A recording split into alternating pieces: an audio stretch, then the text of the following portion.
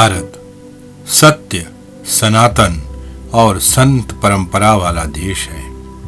एक ऐसा देश जहां सत्य की शक्ति ने सिकंदर ही नहीं न जाने कितने अहंकारियों के सिर झुका दिए।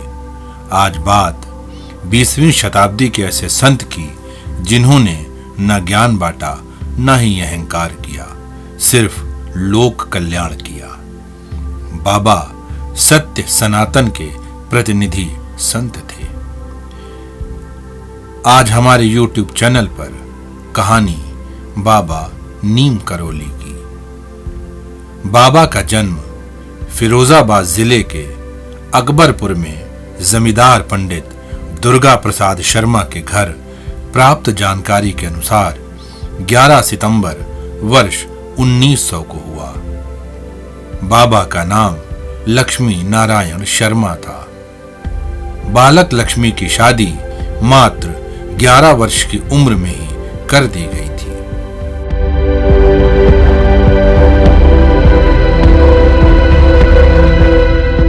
लेकिन बाबा तो बाबा, फक्कड़ और अलमस्त।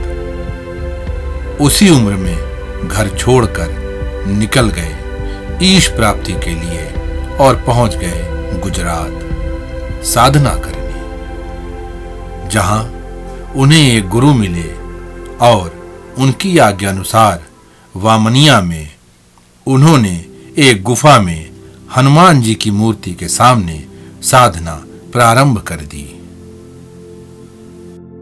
कुछ समय पश्चात हनुमान जी के आशीर्वाद से यहीं उन्हें दिव्य ज्ञान की प्राप्ति हुई। यहां वे तलैया वाले बाबा के नाम से प्रसिद्ध हुए। इस दिव्य ज्ञान को लेकर 10-15 साल बाद बाबा वापस आए तो एकदम बदले प्रारूप में।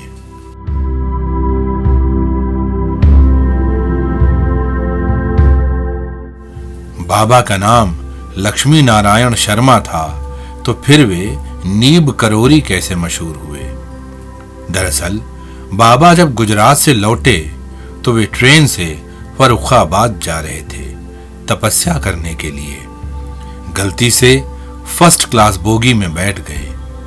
टीटी आया, उसने टिकट मांगा। बाबा के पास आशीर्वाद तो था लेकिन टिकट नहीं था। टीटी ने भी आओ देखा न ताओ, ट्रेन रुकवा कर उन्हें वहीं एक जगह उतार दिया। बाबा ट्रेन से उतरकर वहीं एक पेड़ के नीचे बैठ गए। उस फकीर को उतारकर टीटी ने हरी झंडी दिखाई। ड्राइवर ने गाड़ी चलाई लेकिन गाड़ी टस से मस न हुई। बहुत जुगत लगाई गई लेकिन गाड़ी हिली भी नहीं। अब दोनों लोगों के माथे पर पसीना।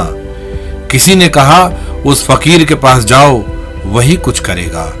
वे दोनों दौड़े दौड़े बाबा के चरणों पर गिर पड़े कि बाबा इसे चलाइए। बाबा बोले, मैंने कहाँ रोकी है, तुमने ही तो रोकी है, तो तुम ही चलाओ। लेकिन दोनों बोले, नहीं बाबा, आप ही से चलाएंगे। काफी मान मनोवल के बाद बाबा मान गए। लेकिन बाबा ने जैसा कहा लोक कल्याण के लिए 2 शर्तें रख दी कि एक तो यहां हनुमान मंदिर बनाओ और दूसरा स्टेशन भी बनाओ। जहां बाबा को उतारा गया था उस जगह का नाम नीम करोली था। तो बाबा अंततः इस नाम से प्रसिद्ध हुए।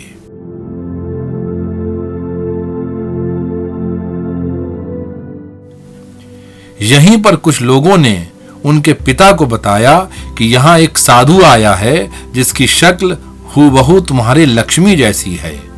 उनके पिता दौड़े दौड़े आए और दुनियादारी के लिए बाबा को अपने साथ अकबरपुर ले गए। बाबा पिता की आज्ञा मानकर घर वापस आए और अपनी गृहस्थी की जिम्मेदारी भी निभाई। बाबा के 2 पुत्र और 1 पुत्री हुई। लेकिन जिस साधु का जन्म ही लोक कल्याण के लिए हुआ हो, उसका मन दुनियावी बातों में कहां रमता है। बाबा ने फिर लोक कल्याण के लिए अपने गृहस्थ जीवन का परित्याग कर दिया, क्योंकि हवा, पानी और संत को कौन रोक सकता है।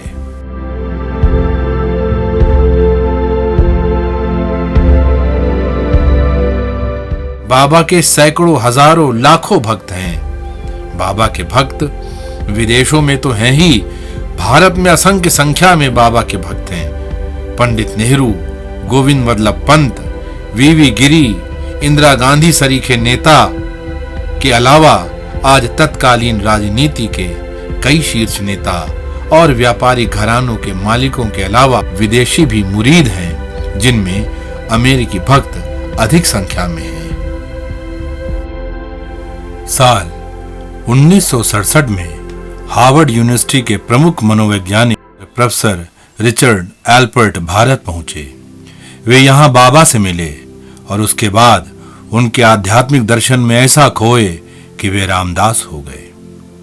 फिर वापस अमेरिका पहुंचकर एक साधु के रूप में अपना जीवन व्यतीत करने लगे। एप्पल कंपनी के मालिक स्टीव जॉब्स 1974 में भारत आए, लेकिन महज बाबा के धाम आने से एप्पल ने नित नई ऊंचाइयां छू ली। स्टीव जॉब्स ने ही फेसबुक के मालिक मार्क जकरबर्ग को भारत बाबा के पास भेजा, लेकिन तब तक बाबा के निर्वाण को 32 साल हो चुके थे।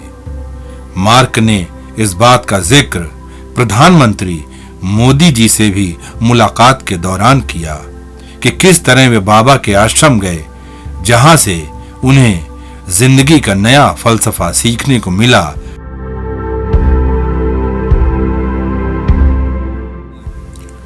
हॉलीवुड की सिने तारिका जूलिया रॉबर्ट्स ने सिर्फ बाबा की तस्वीर देखी और वे उनके सम्मोहन में ऐसा बंधी कि वे हिंदू हो गईं।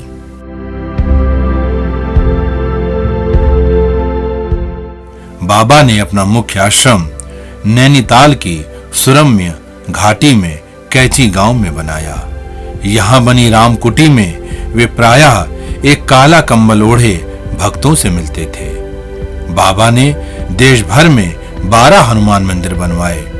उनके देहांत के बाद भी भक्तों ने 9 मंदिर बनवाए हैं। आज लखनऊ विश्वविद्यालय के सामने हनुमान जी का जो विश्व प्रसिद्ध मंदिर है, उसकी स्थापना भी बाबा नीम करोरी ने स्वयं की थी।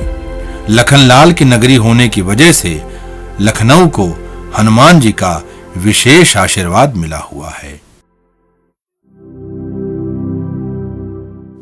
आज विश्व भर में बाबा के 108 से भी ज्यादा मंदिर और आश्रम हैं।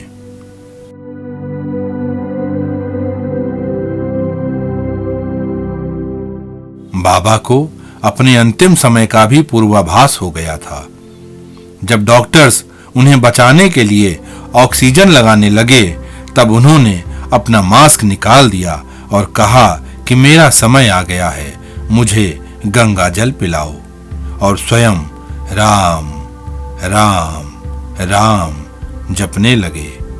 थोड़ी देर बाद ही बाबा चिर समाधि में लीन हो गए।